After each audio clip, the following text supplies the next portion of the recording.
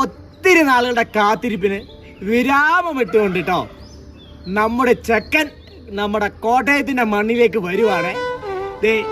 ഇതാണ് ആ ചെറുക്കൻ കേട്ടോ. എന്നടാ